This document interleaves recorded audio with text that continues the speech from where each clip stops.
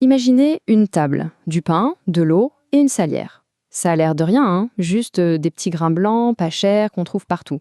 Mais en réalité, cette substance est tout sauf ordinaire. Ça peut paraître fou, mais c'est pourtant la pure vérité. Le sel a littéralement décidé où les villes allaient être construites, qui serait riche ou pauvre, et a même, oui, déterminé qui allait vivre ou mourir. C'est vraiment la grande question qu'on va explorer ensemble. Comment est-ce possible? Eh bien, en se penchant sur ce tout petit grain, on découvre en fait l'histoire cachée de la civilisation tout entière. Allez, c'est parti! Pour comprendre ça, il faut remonter très très loin. Bien avant les villes, bien avant l'argent. Imaginez les premiers humains arpentant des terres sauvages. Et sans même savoir pourquoi, ils ressentaient ce besoin, profond, une envie presque irrépressible. C'était leur corps, tout simplement, qui réclamait du sel. Et c'est ça qui est fascinant, non? Sans la moindre notion de science, leur corps y comprenait instinctivement ce qui était nécessaire à leur survie. Parce que oui, le sel est absolument essentiel à nos fonctions les plus vitales. C'est lui qui fait bouger les muscles, qui fait battre le cœur et qui garde l'esprit bien alerte. Ok, mais alors comment est-ce qu'ils ont trouvé cette ressource si vitale? C'est leur instinct qui les a guidés, tout simplement. D'abord, l'observation. Ils ont remarqué que des animaux comme les cerfs ou les chèvres se rassemblaient pour lécher des roches. Intriguant. Alors ils ont suivi, et c'est comme ça qu'ils ont découvert la source eux-mêmes. Il faut bien comprendre, ce n'était pas une envie gourmande, c'était une pure question de survie. Et puis, une découverte. Une découverte qui a absolument tout changé. On peut même parler d'un véritable miracle qui a complètement transformé la société humaine. Le sel n'était plus juste un besoin biologique, non, il est devenu une technologie. C'est tout simplement la naissance du premier conservateur alimentaire au monde. Et là, tout bascule. D'un coup, l'hiver ne voulait plus dire une mort quasi certaine. Les longs voyages n'étaient plus synonymes de faim. Le sel a donné aux humains quelque chose qui n'a pas de prix. Du temps. Alors maintenant, voyons comment cette ressource vitale s'est transformée en un véritable instrument de pouvoir. Comment elle est devenue le moteur des grands empires de l'Antiquité. Le sel était absolument central pour les plus grands empires. Prenez l'Égypte. Il servait à nourrir les bâtisseurs des pyramides, mais aussi à préserver les pharaons pour l'éternité. En Chine, c'est avec les taxes sur le sel qu'on a financé en partie la Grande Muraille. Et puis à Rome, le sel, c'était littéralement le sang qui irriguait tout l'empire. Et tenez-vous bien, parce qu'il y a un lien direct entre cette histoire et notre vie de tous les jours. Les soldats romains, ils recevaient une paie, une allocation, pour acheter du sel. Ça s'appelait le salarium. Et oui, c'est de là que vient notre mot salaire. Incroyable, non? Et la connexion, elle va même encore plus loin.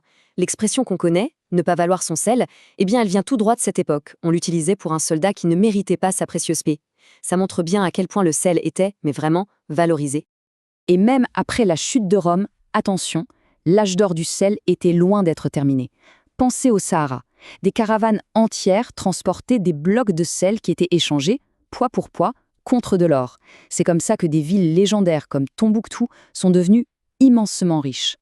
Mais voilà, quand une ressource aussi essentielle est contrôlée par quelques-uns, elle devient inévitablement un outil d'oppression. Et l'oppression, eh bien, ça mène très souvent à la rébellion. Et là, on a deux exemples parfaits de comment le contrôle du sel a pu déclencher d'immenses bouleversements. D'un côté, en France, il y avait la gabelle, une taxe sur le sel tellement écrasante qu'elle a été l'une des étincelles de la Révolution. Et puis des siècles plus tard, de l'autre côté du monde, en Inde, c'est le monopole britannique sur cette même ressource qui a fait naître un incroyable mouvement pour la liberté. On est en 1930. Gandhi décide qu'il est temps d'agir. Alors il marche pendant des semaines, sur des centaines de kilomètres, jusqu'à l'océan. Et là, arrivé au bord de l'eau, il se penche et il ramasse simplement une poignée de sel. Un geste anodin, mais qui défiait directement la loi britannique. Cet acte si simple, si pacifique, a montré au monde entier une chose. Les besoins humains fondamentaux doivent appartenir au peuple. Et puis arrive le 19e siècle. Et là, de nouveau, tout bascule. C'est la technologie qui va complètement transformer le rôle du sel dans le monde et mettre fin à son long règne en tant qu'or blanc. Comment ? Eh bien, grâce à de nouvelles machines, de nouvelles techniques d'extraction, on a commencé à exploiter des gisements souterrains absolument gigantesques. Et, d'un coup, le sel est devenu abondant, omniprésent. Résultat, son prix s'est complètement effondré. Il a perdu sa valeur monétaire, c'est vrai, mais attention, pas son importance. Et pour illustrer ça, voici un chiffre qui risque de surprendre pas mal de monde. Seulement 6%. C'est tout. C'est la petite part de toute la production mondiale de sel qui finit dans notre alimentation aujourd'hui. Alors, ça veut dire quoi? Que l'importance du sel a disparu? Pas du tout. Elle est juste devenue invisible. La très grande majorité, les 94% restants, est utilisée dans l'industrie, pour des choses qu'on ne soupçonnerait même pas. Alors justement, revenons au présent, et allons voir de plus près ce rôle caché, mais ô combien essentiel, que le sel joue dans notre vie de tous les jours. En fait, il est passé des tables des rois au plancher des usines. D'un trésor qu'on gardait précieusement, il est devenu une fondation, une base invisible, sur laquelle repose une énorme partie de notre monde moderne. Oui, il suffit de regarder autour de soi. Le verre de la fenêtre, le plastique de la bouteille, certains médicaments, et même les routes en hiver pour éviter le verglas, le sel est là, partout. Il entre dans la fabrication d'un téléphone, des vêtements, d'une voiture. Et il est même devenu un gardien silencieux de la santé publique grâce au sel iodé qui prévient tout un tas de maladies. C'est quand même un parcours incroyable pour ce petit grain blanc, non? De la survie la plus primaire à la richesse des empires, au pouvoir des rois, et finalement à l'oppression et à la libération des peuples.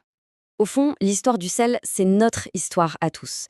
Une histoire de faim, d'ingéniosité, de lutte et d'espoir. Alors la prochaine fois qu'on tiendra une salière entre les mains, il faudra se souvenir de ça.